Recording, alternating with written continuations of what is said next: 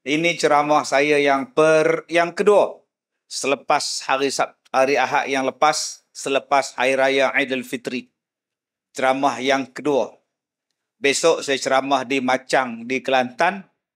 Hari Khamis saya ceramah di Kuala Lumpur, hari Jumaat saya ceramah di Kedah, hari Sabtu saya ceramah di Pulau Pinang, hari Ahad ceramah di Putrajaya. Hari Isnin saya lupa lah, tak ingat. Ya, kembali sibuk seperti sebelum hari raya ataupun sebelum Ramadan yang lepas. Tuan-tuan yang saya muliakan, kita kena sedar diri. Kalau kita ni meminjam barang orang, kalau kita guna barang orang, sewa rumah, sewa kereta, pinjam, meminjam, kita kena sedar diri yang kita ini hanya peminjam. Pinjam je pun. Dulu-dulu ada orang yang nak pergi kenduri kahwin kat Leha, pinjam barang emas. Allah, tak tahulah. Nak pergi kenduri pun melarang. Barang emas tak ada. Pinjam jiran sebelah. Janji bila ambil lauk, boleh angkat tangan tinggi-tinggi. Jauh pula lauk ni. Ya Allah. Habis kenduri kahwin, pulangkan balik. Dia meminjam. Ada yang menyewa.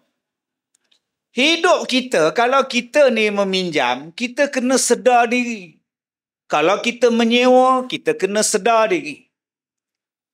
Tuan-tuan, ada orang yang bila dia meminjam, bila dia menyewa, dia tak sedar diri, menyampah orang yang bagi pinjam tu. Akak-akak yang buat homestay, abang-abang yang buat homestay tahulah perangai orang yang menyewa homestay. Tambah hari raya ni, sekali dia sewa, 1 rumah, 2 rumah homestay, 3 bilik, 4 bilik. Dibawanya anak beranak dia 1 bas. Astaghfirullahalazim. Cuba tengok homestay yang ditinggalkan macam mana. Cadar, berselerak. Bantal, terkopak dia. Pintu bilik air, pecah. Mangkuk tandas, berderai. Allah, cushion patah. Aduh, kita bila masuk balik nak cuci homestay kita, maki dulu. Cuma dalam masjid kita tak boleh maki lah. Kalau di luar tu, celaka betul. Marah kita. Orang dah sediakan rumah cantik-cantik, homestay cantik-cantik. Bila kita dapat balik homestay kita, 2 hari dia sewa, dinding diconteng oleh budak. Anak dia lokis Ultraman. Dia lokisnya dekat dinding tu pula Cristiano Ronaldo. La ilaha illallah. Oh, marah kita. Kita sebagai tuan rumah, marah. Bayangkan tuan-tuan, kita ni bagi pinjam dekat jiran sebelah vacuum. Dia kata boleh tak pinjam vacuum? Boleh, ambil lah. Rupanya tuan-tuan, dia vacuum simen. Suami dia pasang simen ni banyak tai, habuk-habuk tu dia vacuum. Tuan. Kita pakai balik di rumah kita, habuk simen tu ada dalam rumah kita. Oh, tak sedar diri betul kau. Meminjam vacuum orang, kau tak reti gunakan balik kemudahan yang orang bagi pada kita. Begitu juga dengan kereta. Adik-adik nampak tak kereta di luar tu? Nampak? Yang mana kereta tu agak lama-lama sikit, banggalah tuan dia sebab geran di tangan. Dah habis bayar lah. Geran ada dekat tangan. Itu jenis Wira, Iswara dan yang sama waktu dengannya. Agak-agak yang baru tuan-tuan, gerannya bank pegang.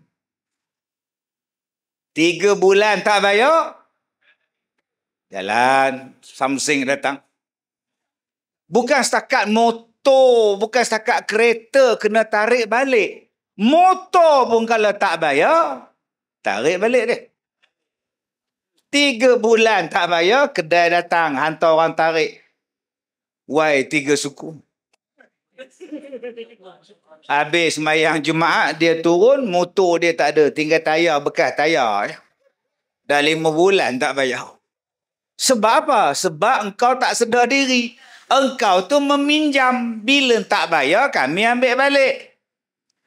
Sebab tu kalau kita sekarang ni menumpang, sedar-sedar diri. Kalau kita pergi rumah orang kat Nap, kita menumpang rumah orang, sedar dirilah. Jangan jadi tuan pula dalam rumah tu. Kita pula mengarah-ngarahkan dia. Adik-adik tengok cerita Doremi. Yang dia datang rumah orang kaya minta kerja tu. Kerja kosong. Berat 56 kati. Macam ikan lah pula kata dia. Tinggi 5 kaki. Kebolehan tahan maki. Kan dia masuk dalam rumah orang kaya tu. Dia duduk sila panggung. Dia minta rokok dekat orang kaya tu. Datang minta kerja, menumpang di rumah aku, tapi sila panggung, siap tanya lagi, berapa harga rumah ni? Wow. Dia ambil rokok, dia minta api. Ada mancis. Sekali hamba Allah tu ambil 20 batang mancis. Menyala, nah ambil ni. Dia tak sedar diri. Apa jadi pada dia? Kena halau dia. Sebab itu, kalau kita sewa rumah orang, sedar diri. Kalau tuan rumah suruh pindah, pindahlah. Kalau kita ni hutang loan, pinjam loan daripada bank, sedarlah diri. 3 bulan, 4 bulan tak bayar, apa boleh buat? Dia ambil balik, menangislah. Kita pun. Kalau kita menyewa homestay orang, sewa hotel orang, duduk elok-elok. Jangan dicurinya kain tuala. Ini kain tuala hotel, dia belasah awak balik. Ketel hotel pun dia belasah awak balik. Nasib baik tilam tu tak boleh curi tuan. Kalau tilak dengan tilam-tilam tu dia usung. Hoi, hoi ya hoi, dia lari keluar. Sedar-sedarlah tuan-tuan. Saya duduk datang tempat tuan-tuan pun, saya duduk dekat hotel tadi. Sebelum saya keluar maghrib tadi, lipat elok-elok, susun elok-elok. Pak saya apa? Pak saya sedar. Walaupun kita bayar, tapi kita buat yang terbaik. Sebab bila kita buat yang terbaik, nanti mudah-mudahan Allah bagi kesenangan pada kita. Begitu juga kalau kita menumpang di rumah orang. Adik-adik, kalau kita berjalan rumah orang, jangan buat macam rumah sendiri. Kita menumpang. Jangan do action sangat menumpang. Pendek kata tuan-tuan, jangan sombong. Ustaz, saya ada rumah saya sendiri, saya tak menumpang. Saya kereta saya sendiri Ustaz, motosikal saya sendiri Ustaz, saya tak ada menumpang. Betul. Kita tak menumpang sebab kita dah bayar semua dia. Tapi jangan lupa, kita sekarang ni menumpang atas muka bumi Allah. Kita sekarang menumpang atas muka bumi Allah. Mana dia harta kita? Bagi tahu. Mana dia yang kita punya? Bagi tahu. Mana dia yang kita akan bawa menghadap Tuhan? Mana ada? Mana dia waktu kita dilahirkan dulu bawa banyak-banyak benda? Tak ada apa. Lahir dulu adik, baju pun tak ada. Ni baju CR7 ni tak ada. Messi lagi tak ada. Keluar daripada perut ibu dalam keadaan telanjang. Nanti balik pun dalam keadaan tak boleh buat apa. Dibungkus 3 helai kain, kau menghadap Tuhan. Kita menumpang. Allah bagi kita tumpang dalam dunia ni. Kalau menumpang di rumah orang tak boleh sombong. Menumpang kereta orang tak boleh sombong. Menumpang motosikal orang tak boleh sombong. Begitulah tidak boleh sombong bila menumpang di atas muka bumi Allah. Sebab itu Allah pesan pada kita, wala tamshi fil ardi maraha. Jangan kamu berjalan di atas muka bumi ini dalam keadaan sombong. Allah Ta'ala kata apa? Dia tak suka pada orang yang sombong. Kulla mukhtarin fakhur. Inna Allah la yuhibbu kulla mukhtalin fakhur. Sesungguhnya Allah tak suka pada orang yang sombong, yang bermegah-megah. Allah tak sombong. Allah tak suka pada orang yang sombong. Tuan-tuan yang saya muliakan. Tadi saya sebut, kita kena sedar diri. Bila kita menumpang di hotel orang, di homestay orang, kita kena sedar diri bila kita menumpang di rumah orang. Tetapi berapa ramai yang sedar diri yang dia sekarang ni sedang menumpang di bumi Allah. Udara yang dia sedut, Allah bagi. Darah yang sedang mengalir dalam badan dia, Allah yang sekelkan. Otak yang sedang dia bergerak sekarang ni, Allah yang izinkan. Ni adik-adik kita ni, makan kacang kuda ni, Allah yang beri rezeki. Abang-abang tu, nasi bungkus, nasi lemak kan tuan? Nasi lemak tu pun Allah yang bagi. Sihat kita Allah bagi, nyawa kita Allah bagi, tiba-tiba sombong pada Allah. Apa dia? Bila masa saya sombong? Ustaz, saya tak pernah sombong. Allah suruh semayang, tak mau semayang. Ada orang yang tak pernah berdoa.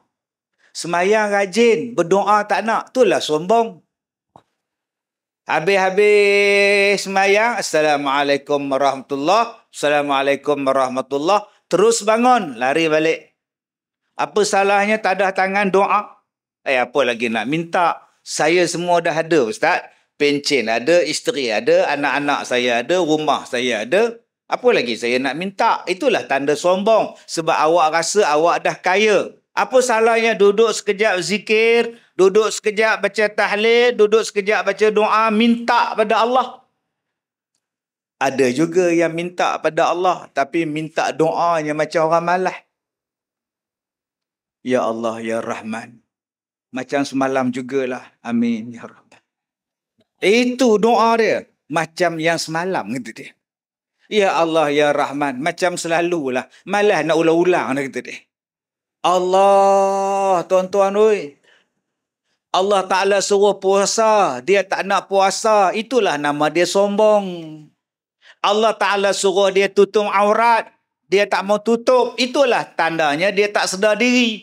Allah Ta'ala kata, kalau mampu, pergilah haji. Tak nak dia.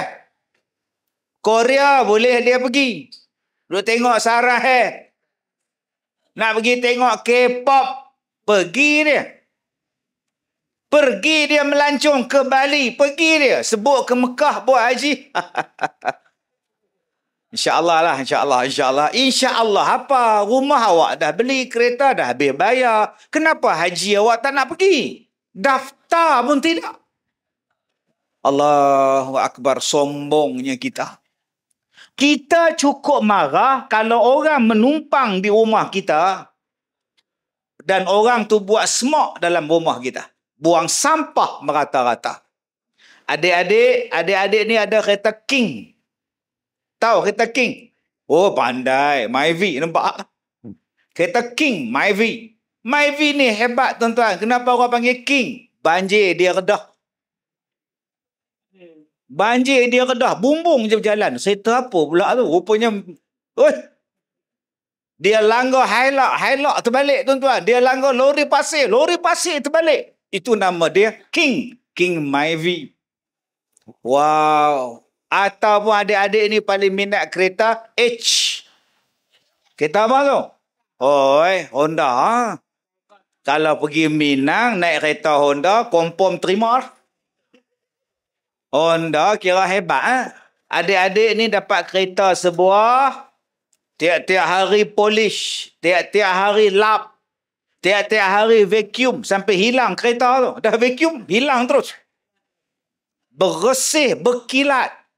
Exhaust besar paha. Steering pula kecil je. Wow. Bersih. Tiba-tiba ada kawan menumpang. Tumpang mat, aku balik kampung. Din tadi tumpang kereta kita. Siap makan koci lagi. Makan koci dalam kereta kita. Bam. Dibuangnya. Dekat 4 bungkus. Bertimbun kulit dia. Sudah. Kemudian dibeli pula kacang rebus dekat R&R. 4 kilo dia beli. Dia beli pula buah durian, makan pula buah durian dalam kereta King kita. Agak-agak marah tak? Aku pun tak pernah makan durian dalam kereta aku. Engkau menumpang, engkau makan. Habis busuk kereta aku. Kita tak suka. Orang ni menumpang kereta aku tak sedar diri betul. Berapa ramai yang tak sedar diri menumpang di bumi Allah tapi buat maksiat pada Allah. Dia marah kereta dia, orang tak hormat. Kenapa dia tak fikir Allah marah tak pada dia bila dia tak hormat Allah sebagai Tuan muka bumi ni? Allah kata jangan berzina. Dia balon berzina. Baru ni kita dengar yang mana kes di mana kan? Dia pujuk 3 remaja perempuan bagi makan hisap vape. Mabuk perempuan anak dara tu dirogol 3 perempuan. Sebab tu adik-adik, yang mana anak dara lah, jangan duk ikut lah. Orang bagi vape hisap, orang bagi syabu hisap lah kena rogol. Jaga-jagalah opah, sekarang opah pun kena rogol. Tak tahulah. Zaman sekarang dia tak kira dah. Kambing pun kena rogol. Tang mana cantik kita pun tak tahu. Dia duduk depan tangga di rumah dia kambing, lalu dia tengok kambing tu. Cantik juga kambing ni. Udah tuan. Masuk hospital lah kambing tu. Allah dah pesan pada kita, kamu tu menumpang di atas muka bumi. Jangan lawan Tuhan. Tapi berapa banyak yang lawan Tuhan? Allah kata, wala tufsidu fil ardi ba'da islahiha. Jangan buat rosak atas muka bumi. Allah dah bagi elok pada engkau bumi ni untuk engkau diam. Tapi engkau rosakkan bumi. Ada sungai kau rosakkan, ada hutan kau gondolkan, ada laut kau rosakkan, ada tanah kau rosakkan. Allah dah pesan jangan buat. Tapi hari ini manusia tak sedar yang dia menumpang di bumi Allah, dia rosakkan bumi Allah.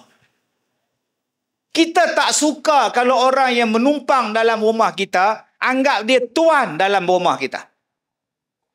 Dia jadi tuan pula. Dia pula mengarah kita. Melampau kamu ni. Menumpang di rumah aku. Lebih-lebih pula. Lebih-lebih lah pula.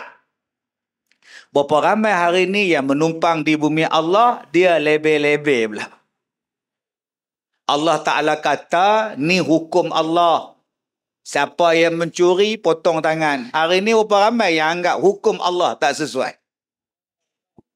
Berapa ramai yang anggap hukum Allah, Tuan tanah kita, Tuan bumi, Tuan langit, Tuan alam, Tuan diri kita. Allah Ta'ala kata, yang ni kena buat. Nama dia undang-undang Allah. Tiba-tiba kita kata undang-undang Allah tak sesuai. Sebab kita rasa hak kita lagi bagus daripada Allah punya. Itu namanya lain. Namanya dah sombong. Akhirnya bila kita anggap peraturan Allah tidak sesuai, harta kita kena curi. Tuan-tuan, cuba tengok hari ni, duit tabung masjid pun kena curi. Nah, sekarang ni masjid, dia ada QR code. Dia boleh ambil handphone, scan, nombor akaun masuk. Dia buang QR code masjid, dia bubuh QR code dia punya. Hari ni ada orang lelaki menyamar jadi perempuan pakai telekung. Semayang sebelah orang perempuan. Allahu Akbar.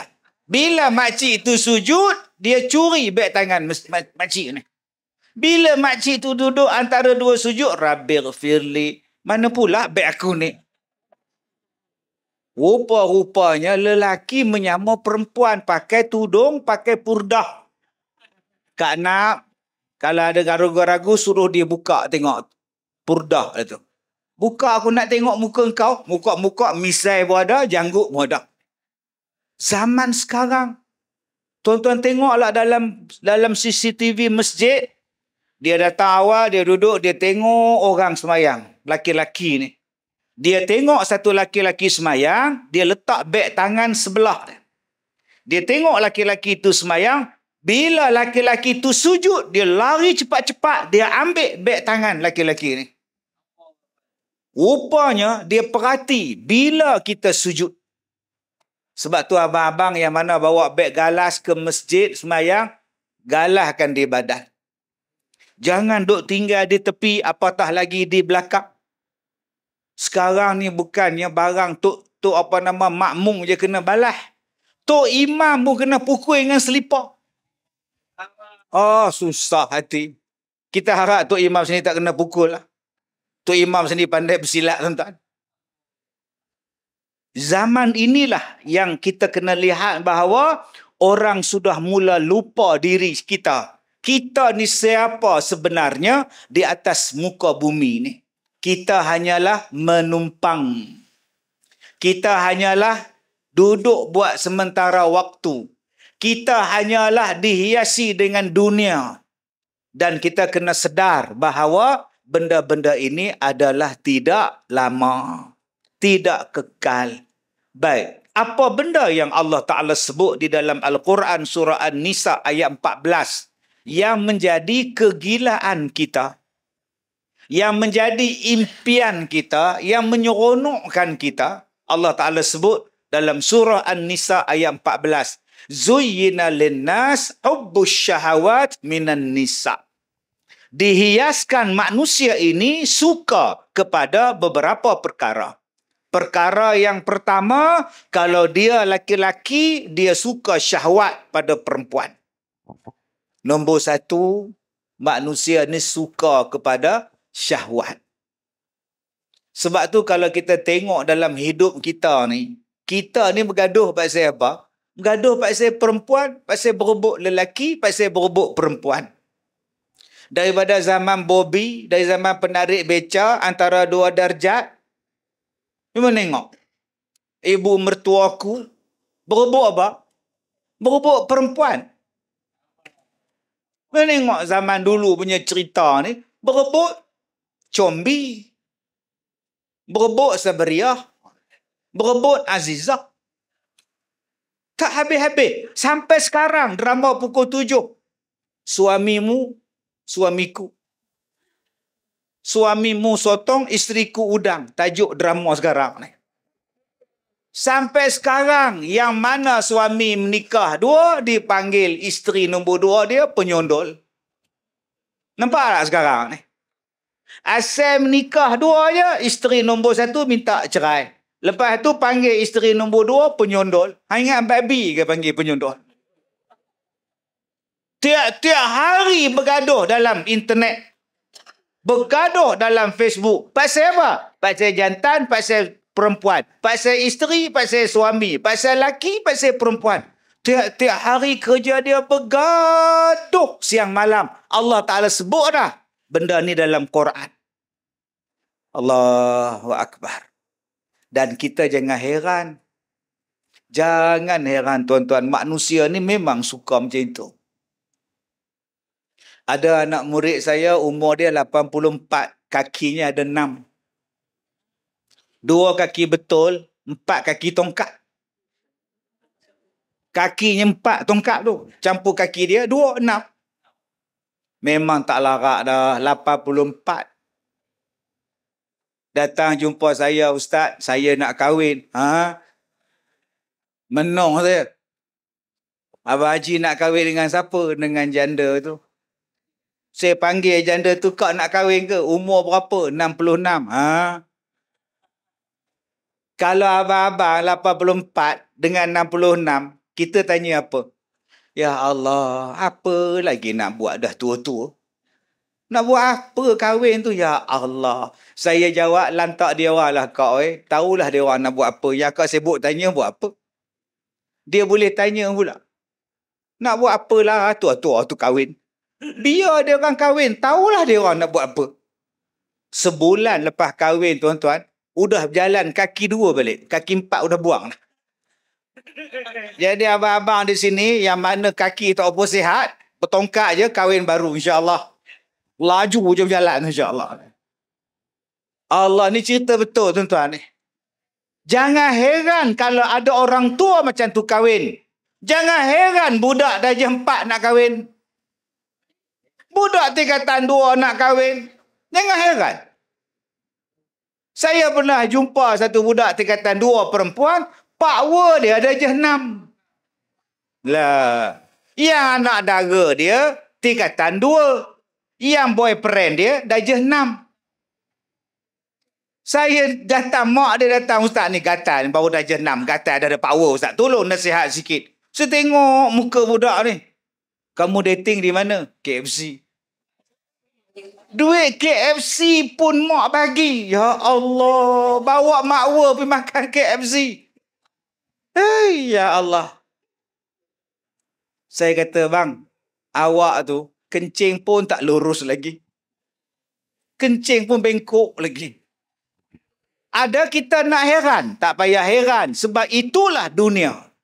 Manusia akan dihiaskan dengan benda-benda ini.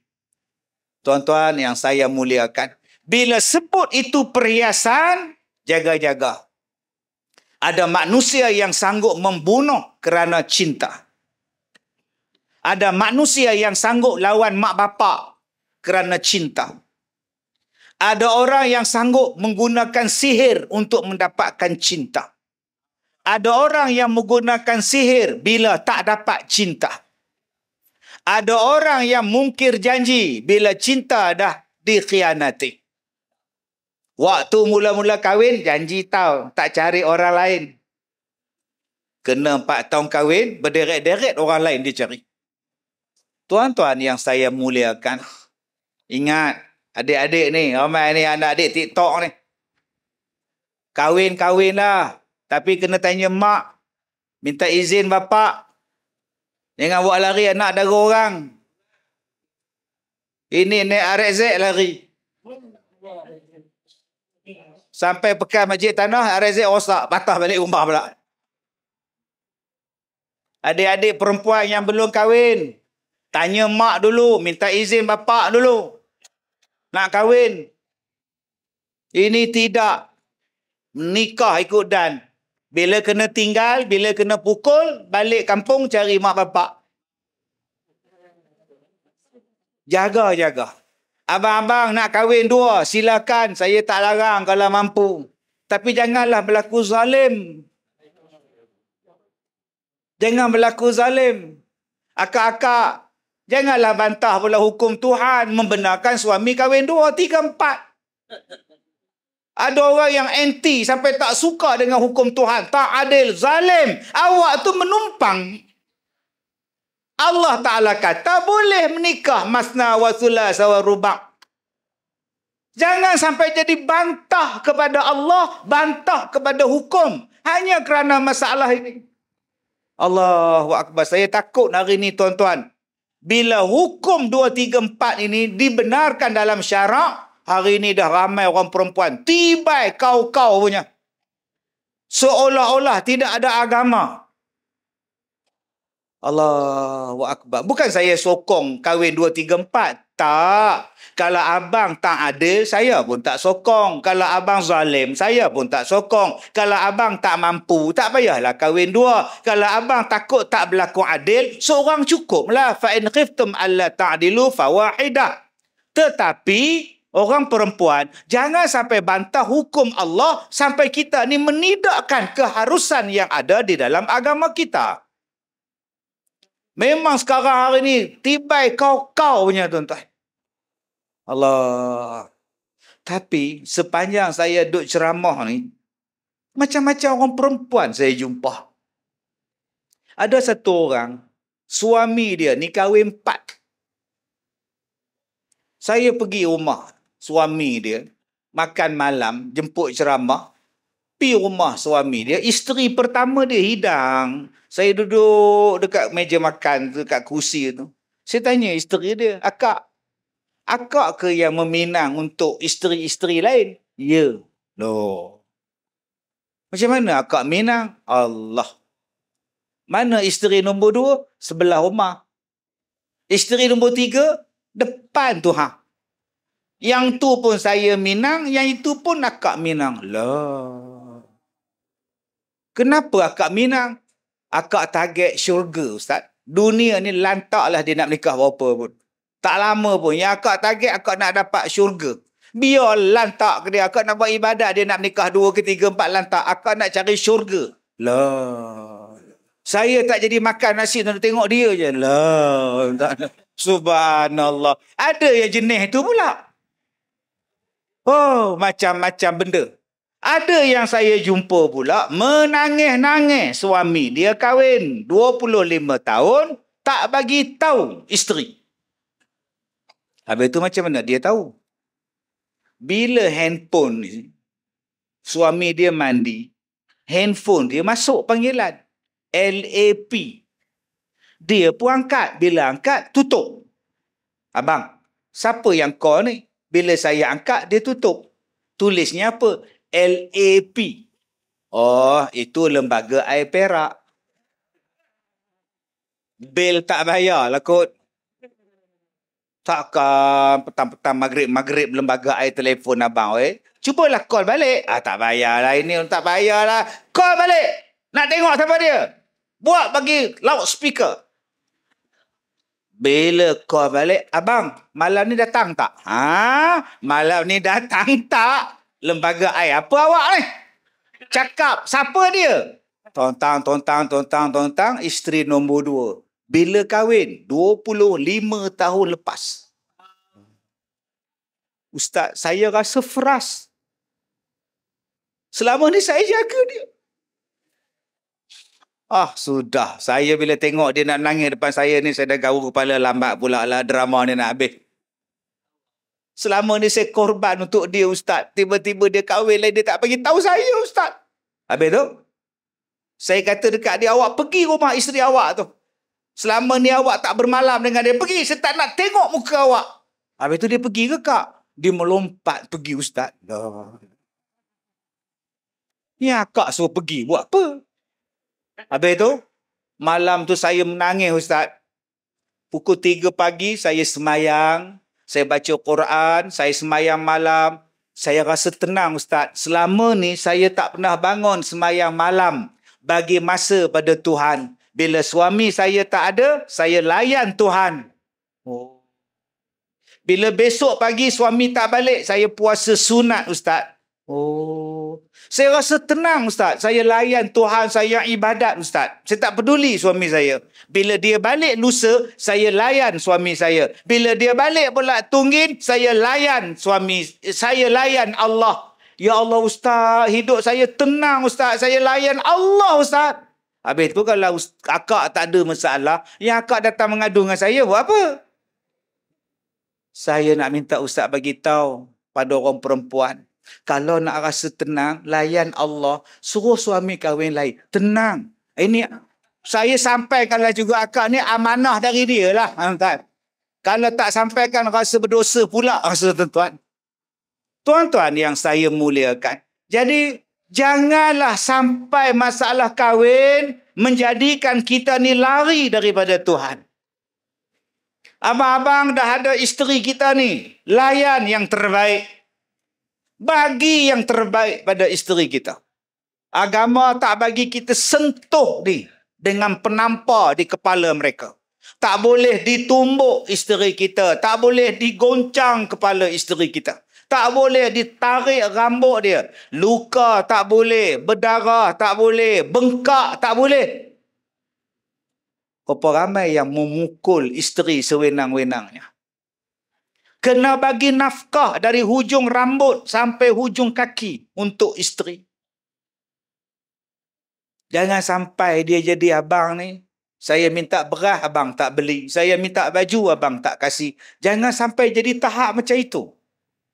Mereka adalah orang yang dipertanggungjawabkan oleh Allah kepada kita untuk kita jaga.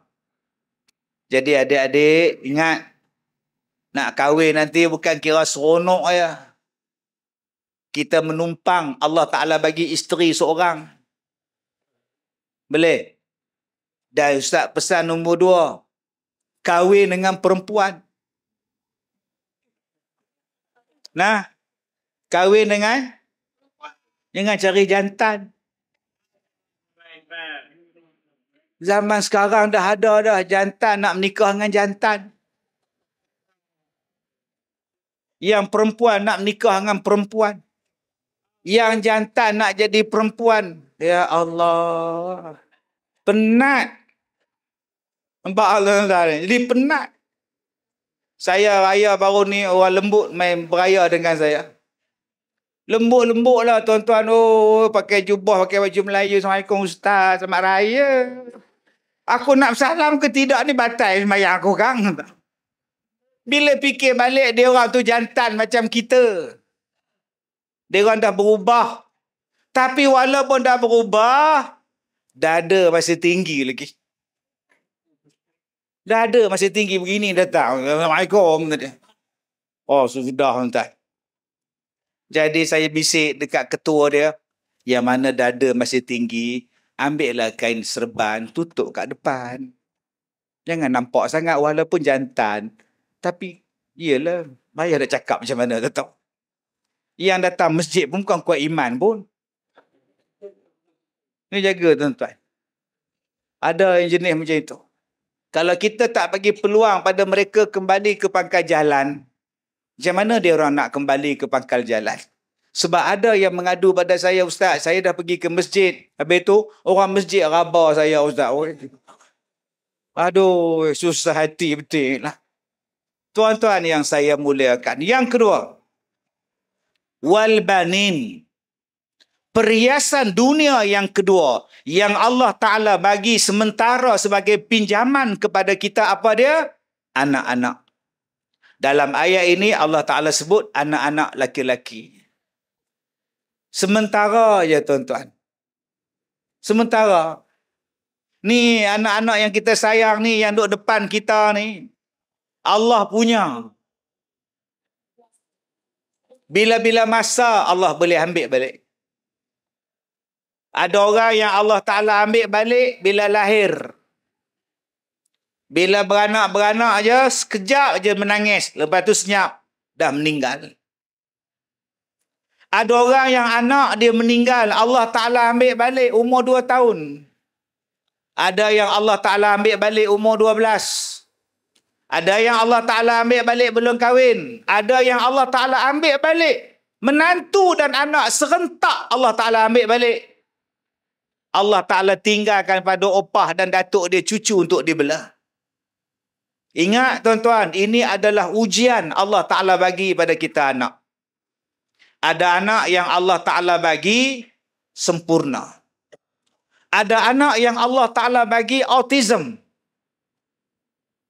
Ada yang Allah Ta'ala bagi pada anak kita jenis OKU. Macam-macam bentuk OKU, tuan-tuan. Saya pernah jumpa anak yang dapat kanser mata. Mata dia terkeluar macam tu. Saya pergi ziarah dia, ya Allah. Saya tak sanggup nak tengok mata anak dia kanser ni terkeluar pada depan. Allahu Akbar, kesiannya budak ni. Ada yang kita ziarah dia, kepala dia jadi besar, tuan-tuan. Ada anak dia yang diserang sawan 200 kali sehari. Mak dia berhenti kerja, bapak dia berhenti kerja sebab nak jaga anak dia yang kena sawan. Dia bawa datang jumpa saya, minta saya ubatkan. Dalam waktu dia jumpa saya, 25 kali anak dia kena sawan. Allah, besarnya ujian Allah Ta'ala bagi pada kita. Allah Ta'ala bagi ujian, ada anak yang nakal. Ada yang Allah Ta'ala bagi ujian, anak dia lembam. Ada yang Allah Ta'ala bagi anak dia ujian, anak dia pandai.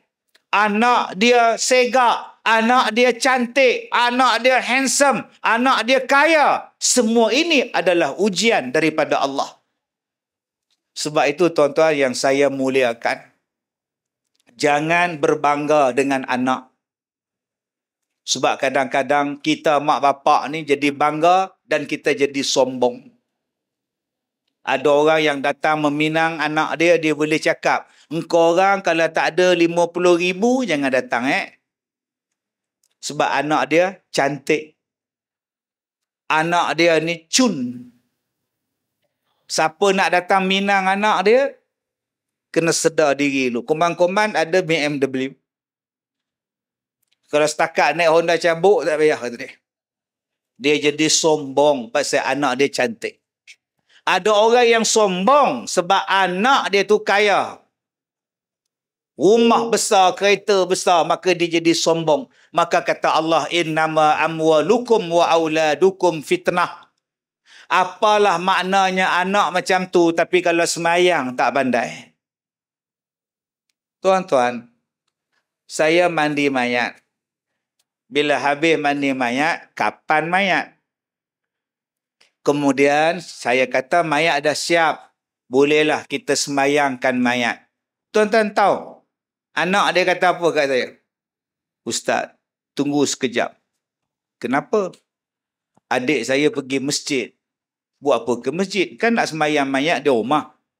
Adik saya pergi masjid nak pinjam sejadah. Nak buat apa sejadah? Nak semayang. Semayang mayat tak payah sejadah bang. Nak semayang mayat pun tak pandai. Adik-adik pernah buat kursus mandi mayat? Pernah, bagus. Siapa jadi model? Mana yang jadi model mayat mana? Tak datang. Lain kali kalau masjid ni buat kursus mandi mayat, masuk. Jadi model mayat. Nah, kalau ada orang dah ajar mandi mayat, buat mandi mayat. Masuk dengan abang-abang, pakcik-pakcik kita. Join sekali. Pakcik, saya pun nak mandikan mayat. Takut apa? Mayat boleh buat apa? Ada mayat melawan bila kita mandikan dia. Bila kita tolak, dia ikut. Kita tarik, dia ikut. Kita angkat, dia ikut. Kita angkat kepala, dia ikut. Pernah tak bila kita angkat kepala dia sikit, dia tanya kita, apa main-main kepala? Ada? Tak, ya pernah mayat tu menjawab. Kalau mayat tu tanya kita, apa main-main kepala? Kita pula jadi mayat. Adik-adik kena berani tau. Berani. Jangan takut, jangan berani buat willy je. Ini berani buat bilik willy. Isteri kat belakang dengan baju raya, begini angkatnya. Hara betul. Dengan makwa dia angkat buat willy. Apa ni? Orang beraya seronok-seronok, nanti kau beraya kat hospital. Baik, tuan-tuan yang saya muliakan. Adik-adik jangan hanya berani buat race-race motor. Ustaz cukup bangga dengan korang kalau korang berani azan. Berani azan. Yang tak berani siapa dia? Tok Bilal. Rosak mikrofon kak. Bagi anak-anak muda ni azan. Zohor, Cristiano Ronaldo azan. Asar, Messi. Maghrib, Harry Maguire sembahyang.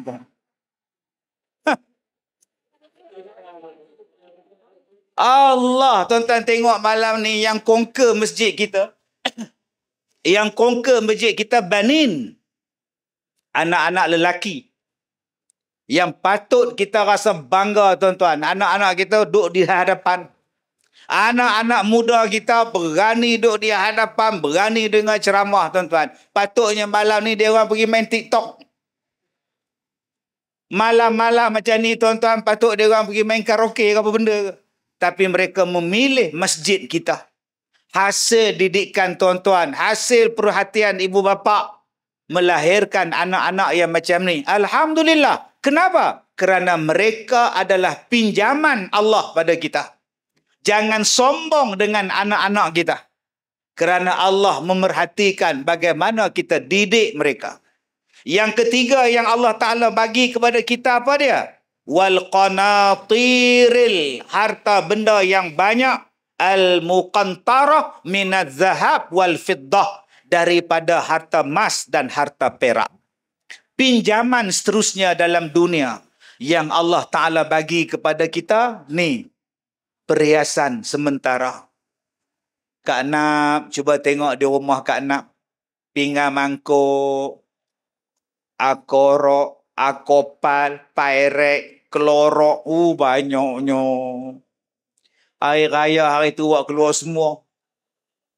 Allah, cuba tengok kuih raya di rumah kita. Habis ke belum? Belum. Habis dah. Kompom 2 balang jadi ada, tuan-tuan. Sampai sekarang masih ada lagi kuih raya almond London, almond Jasin. Ada lagi tu. Kuih bangkit, kuih tidur. Banyaknya. Cuba tengok lampu lit-lap di rumah kita masih menyala lagi. Akak-akak cuba tengok baju raya. Saya tengok satu artis, dia kata dia buat baju raya 50 light. Tah bila masa dipakai, tuan. Ada orang yang beli habis-habisan baju butang saja ni. Sampin saja beribu.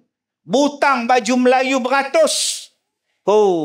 Allah Ta'ala sebut apa? Dalam Quran. Ujian harta benda yang banyak yang Allah beri pada kita. Tuan-tuan, adik-adik depan kita ni kebanyakan semua ada handphone dah. Kita dulu nak tunggu telefon dari rumah pun susah. Tahun 70-an, pinjam telefon ketua kampung. Nak telefon anak di Kuala Lumpur. Kuala Lumpur tengok apa, ketua kampung tengok je jam, berapa minit kau bagi pinjam ni. Dulu nak dapat telefon, bawa duit shilling segenggam. Cari public phone. Naik motosikal, cari-cari telefon, jumpa. Gagang pula tak ada. Tinggal tong saja ada. Pergi depan lagi, tong tak ada, gagang je ada. Lah, punya seksa lah. Jumpa, masuk duit shilling jatuh. Masuk duit shilling jatuh. Punya seksanya nak dapat telefon. Sekarang budak-budak 2 tahun umur dia dah ada handphone lah.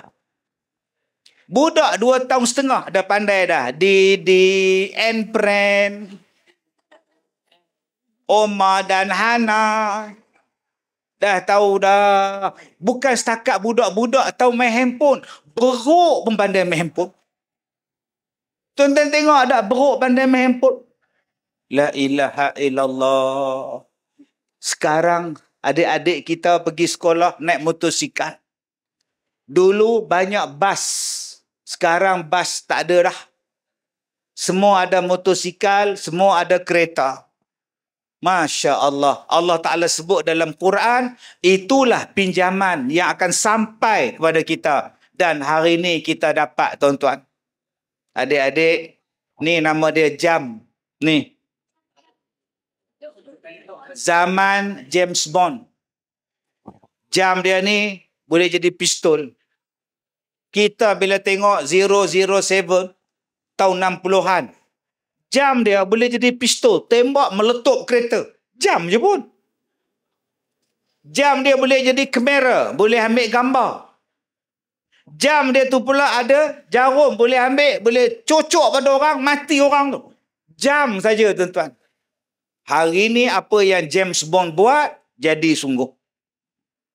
Ada jam harga dia 1 juta. Ada jam harga dia 12 juta. Dan hari ni adik-adik pakai apa pun, orang boleh tahu harga dia berapa. Ni saya duk ambil ceramah macam ni tangan ni, kameraman duk fokus kat jam saya. Sekali dia survey pula, berapakah harga jam Ustaz Kazim? Survey lah, 250. Tapi bayangkan tuan-tuan, ada jam yang harga dia limited edition. Dalam dunia satu je, 10 juta. 12 juta. Masya Allah. Punya canggih jam dia, tuan-tuan. Ada. Ni, adik-adik sekarang ni pakai spek. Dulu spek mata ni, Allah, biasa-biasa. Sekarang spek mata sangat canggih. Dia boleh ada komputer dekat spek mata dia. Dia tak payah tengok skrin lagi dah. Spek mata ni, tuan-tuan, dia boleh tekan. Di spek mata dia saja. Canggihnya, tuan-tuan. Dan kata Allah, ini ujian. Tuan-tuan, dulu kalau ceramah kita di masjid, orang masjid saja dengar. Hari ini saya ceramah di hadapan tuan-tuan, ada 3 kamera, 4 kamera, 5 kamera yang ambil gambar kita. Agak-agak berapa ramai yang tengok ceramah kita? Ke mana ceramah ni boleh ditengok? Seluruh dunia. Bagus dah ada kamera ambil gambar. Bagus, satu dunia boleh tengok. Tapi ada tak bagus? Ada tak? Ada, ramai tak datang. Sebab masing-masing tengok di rumah aje. Tak payah datang masjid. Ada live dekat FB. Tuan-tuan ingat, benda ini Allah Ta'ala sebut dalam Quran. Akan sampai dan sedang sampai sekarang. Dan perhiasan yang paling orang suka ialah zahab wal fiddah, emas dan perak. Adik-adik, laki-laki haram pakai emas. Melainkan satu, melainkan hidung emas. Kita duduk di rumah, perompak datang. Perompak bawa pedang samurai, dia tetas, putus hidung kita. Kemudian jahatnya perompak tu, dia bawa lari pula hidung tu. Nak sambung macam mana? Jahat betul. Kita masuk hospital, berlubang hidung. Datang ke masjid, orang takut tak? Takut. Bila hujan, masalah tak?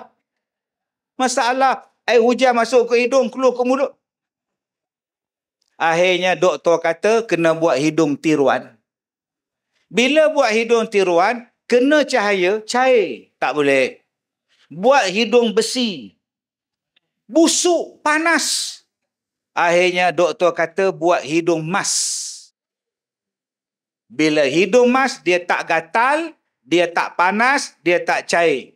Maka harus laki-laki memakai hidung emas. Boleh? Tapi kalau kita sekarang ni, syarat dia apa? Kena pakai grill lah kat kepala tu. Takut orang rompak, serahkan hidung. Payah nanti. Yang kedua, yang boleh dipakai untuk kita orang laki-laki apa dia? Gigi emas. Gigi kita rongak, doktor cabut. Pasang gigi palsu. Tak boleh masuk. Pasang gigi batu. Tak boleh masuk. Doktor kata pakai gigi emas. Maka harus pakai gigi emas. Kalau dah tak boleh lain. Lain daripada itu, jangan pakai. Ni, cincin ni ada emas. Jangan pakai. Jam ni ada emas. Jangan pakai. Spek mata ni ada emas. Jangan pakai. Tai klip ada emas. Jangan pakai. Rantai ada emas. Jangan pakai. Gelang ada emas. Jangan pakai. Sebab sekarang orang laki-laki dah mula memakai emas. Kenapa laki-laki tak boleh pakai emas? Perempuan boleh pakai emas.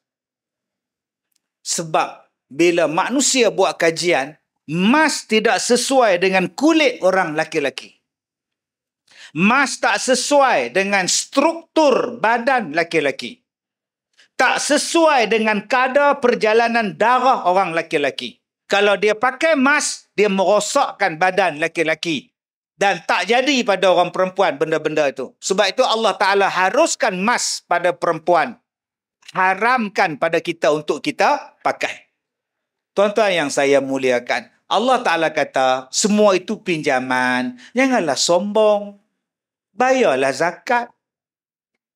Jangan belagak bila ada emas banyak, bila ada perak banyak. Jangan sombong. Allah cuma pinjamkan sahaja. Yang seterusnya Allah Ta'ala sebut kepada kita, yang manusia suka ialah wal khailil musawwamah. Kuda-kuda yang bertanda. Manusia cukup bangga dengan kuda-kuda yang bertanda. Naik kuda hitam, bangga. Sekarang orang tak naik kuda dah. Orang naik Ferrari. Ferrari lambang kuda dah. Lamborghini. Kereta yang hebat-hebat. Dia bangga.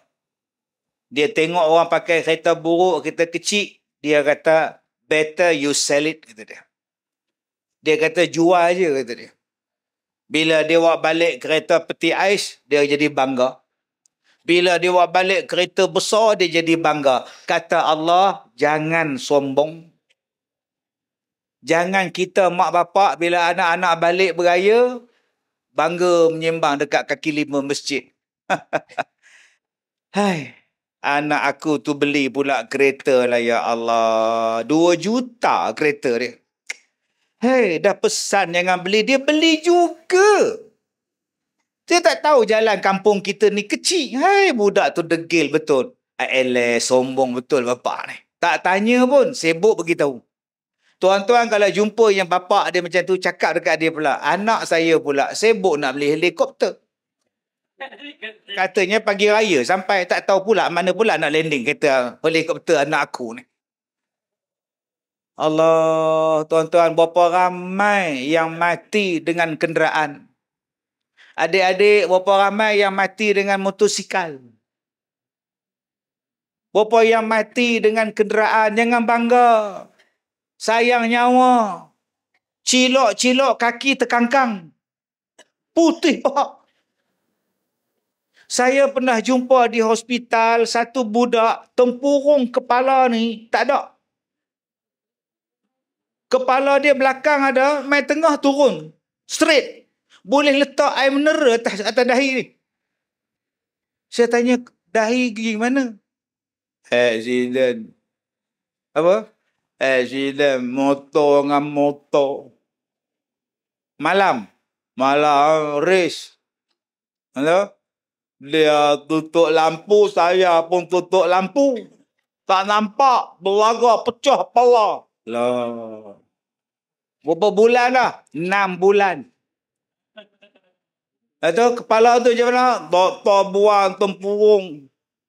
Lah tak ada tempurung. Itu bila nak pasang balik? Tak tahu.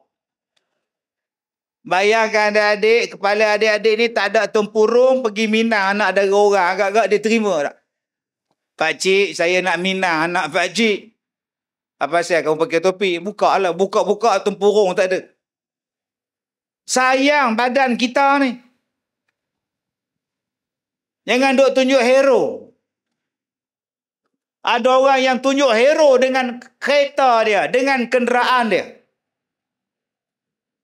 Dia bawa laju, tuan-tuan. Allahu Akbar. Jangan sombong, kata Allah. Wala tamshi fil ardi marah. Semuanya itu adalah pinjaman ni, tuan-tuan. Bila kita mati besok ni, kereta-kereta kita ni akan ikut sampai ke kubur. Motor yang bersusun tu akan ikut sampai ke kubur. Tapi kereta akan balik. Motor akan pulang. Anak-anak akan pulang. Mas akan pulang. Cerek pun dibawa balik. Kawan-kawan ikut, pulang. Kereta ikut, pulang. Payung ikut, payung pun dibawa pulang. Allah. Buat apa kita bangga, tuan-tuan? Isteri kita bawa air, isi dalam cerik. Kemudian siram kubur kita.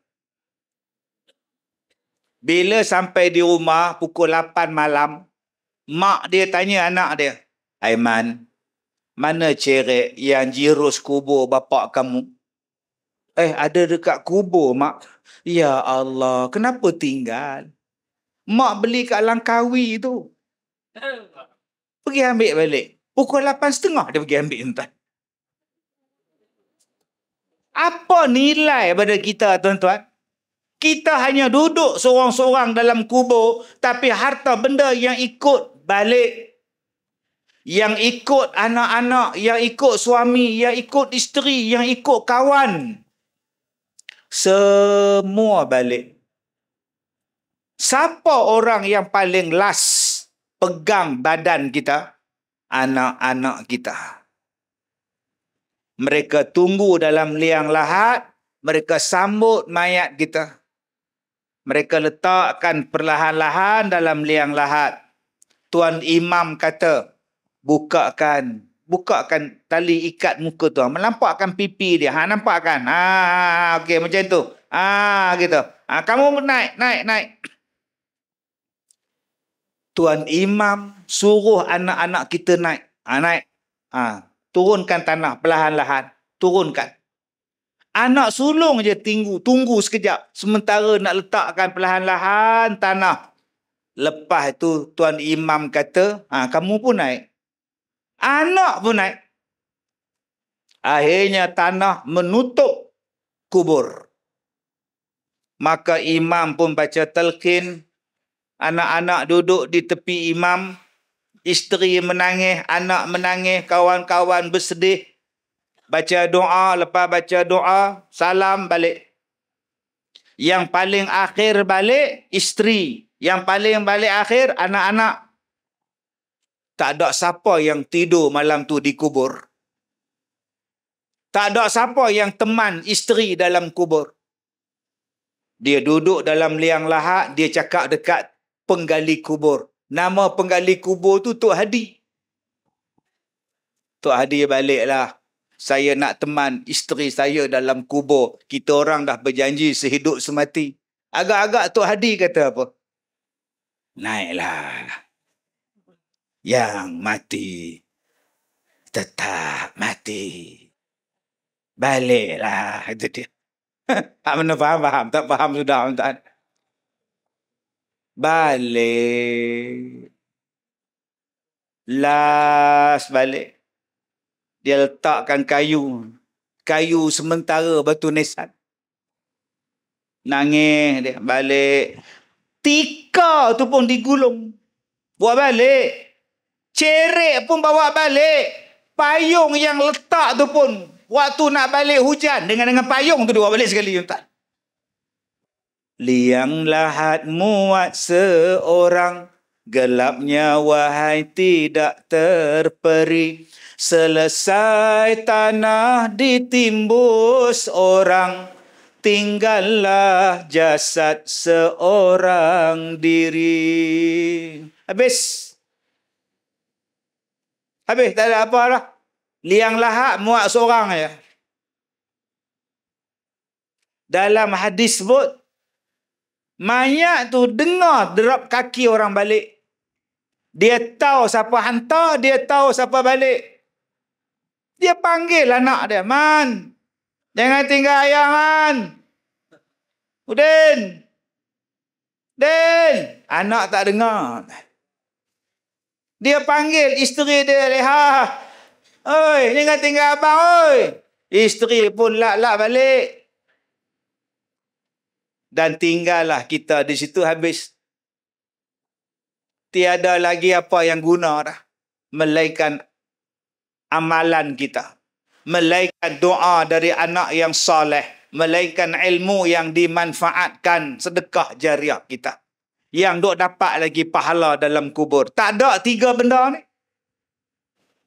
Duit Allah Ta'ala bagi. Harta Allah Ta'ala bagi. Kita tak wakaf.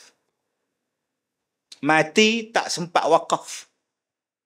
Cuba kita tengok masjid kita ni. Apa yang boleh kita bantu?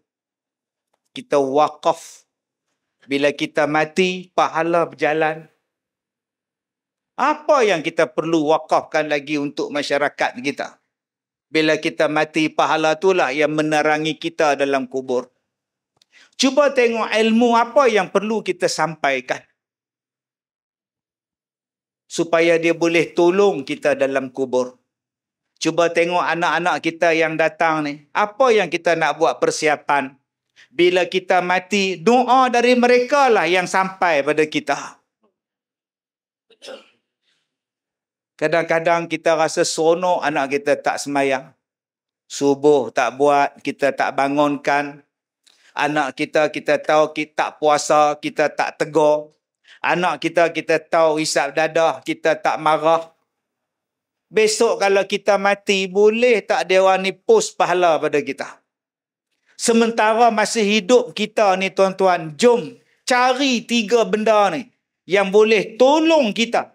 Selama mana kita diberikan kesempatan oleh Allah untuk hidup dalam dunia ni. Tuan-tuan, Allah ni maha baik. Walau apa pun benda pada kita, tetap ada faedah. Kita tak ada anak. Alhamdulillah. Sekurang-kurangnya kita tak ada dosa gagal mendidik anak. Allah Ta'ala tak bagi kita jodoh pun bagus. Sekurang-kurangnya tak ada dosa dengan suami, tak ada dosa dengan isteri. Allah Ta'ala tak bagi kepada kita kaya, alhamdulillah, sekurang-kurangnya ringan soal siasat di hari kiamat.